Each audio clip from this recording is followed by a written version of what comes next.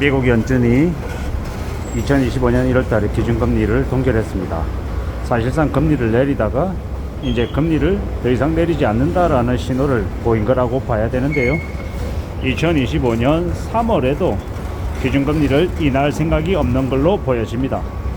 그러면 미국은 현재 4.25에서 4.5% 기준금리이고 한국은 3.0, 그러니까 1.5%의 금리 차를 내보이고 있는 상황입니다. 근데 한국은행은 2025년 2월에 기준금리를 인하할 분위기를 한국은행 총재가 내보이고 있죠.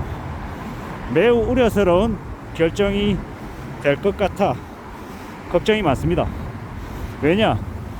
미국이 금리를 내리지 않는데 한국만 먼저 내리면요, 안 그래도 지금 현재 1.5%의 금리 격차를 가지고 있는데 추가로 1.5%인 금리 격차를 1.75로 더 늘리게 되면 당연히 원화 약세는 심해지고 이제 우리의 경제 상황에 더 이제 악영향을 끼칠 가능성이 크다라고 저는 보는 겁니다. 이런 무자비한 결정을 지금 현재 한국은행이 계속 만지작거리고 있다는 게 매우 우려스럽다라고 저는 보고 있습니다. 지금 현재 한국 경제는 사면초가에 놓여 있습니다. 답이 없다는 얘기죠. 얼마 전에 미국이 캐나다하고 어딥니까? 캐나다하고 멕시코 쪽에 관세를 25% 부과했습니다. 그리고 불법 체류자들을 대거 추방하고 있습니다. 그렇게 되면 미국에 있는 무수히 많은 농가에서 일하는 사람들이 사라지게 되고 이제 합법적인 노동자만 고용하게 되면 인건비 올라가게 되고, 인건비 올라가면 물가는요, 농산품들 가격은요 그냥 폭등하는 거죠. 그런 이제 상당 부분의 이제 음식들을, 식량을 수입해서 사용하는 한국 입장에서는요 물가가 오르지 않을 수 없다라는 겁니다. 그렇게 물가가 요동치는데 금리를 내려버리면요 물가는 더더욱더 올라가겠죠. 이런 우려스러운 상황들이 벌어진다라고 봐야 되겠습니다. 이런 참 답답한 상황에 놓여 있는데 지금 현재 한국은행 이창용 총재라고 하는 이는 좀 정치적인 발언을 한다라고 해야 되나요? 좀 너무 폭넓은 이제 의견들을 많이 개진하던데 저는 좀 정신을 좀 차릴 필요가 있다라고 생각합니다. 왜냐, 자신이 뭐 출산율 얘기하고 뭐 각종 이제 이 사회 현안 이슈에 대해서 너무 집중해서 얘기할 게 아니라 현재 금리 결정하는 부분, 오로지 물가를 이제 관리하는 부분, 거기에 포커스 맞춰서 움직여야 된다라고 저는 생각합니다. 자신이 컨트롤 해야 되고 관리해야 되는 영역을 너무 넘어서서 너무 폭넓게 이야기하고 있는 걸 봤을 때는 좀 관료로서의 인식이 좀 더 필요하다라는 생각을 하게 됩니다. 아무쪼록 지금 우리가 살아가는 시대, 현재 고물가 때문에 물가가 너무 빨리 올라서 사람들이 많이 힘들어하고 있는 게 사실입니다. 이런 와중에 이창용 총재가 2025년 2월 금리 인하를 계속 이렇게 이야기하는 거 보면 결코 좋은 게 아닌 것 같습니다. 어쩌자고 그렇게 자꾸 분위기를 띄우는 건가 라는 의구심도 들죠. 아마 지금요 한국 경제의 이 위기, 이 경제 정책의 실패에 이 무수히 많은 책임을 누가 떠안겠습니까? 이복현 금감원장요, 금융감독원장 아닌 것 같습니다. 대려 금융감독원장 이복현은 지금 현재 금리가 내려가는 일은 없을 것이다, 한동안 높은 금리 상태가 지속이 될 것이다 라는 이야기를 계속하고 있습니다. 그런 얘기를 한다는 게 뭐겠습니까? 과거에는 어땠을지 모르겠지만 지금은 바로 태세를 전환해서 경제 상황에 대한 이 우려스러운 부분들에 대한 경고라고 해야 될까요? 자신의 이제 책임을 이제 면하려 하는 거라고 봐야 될까요?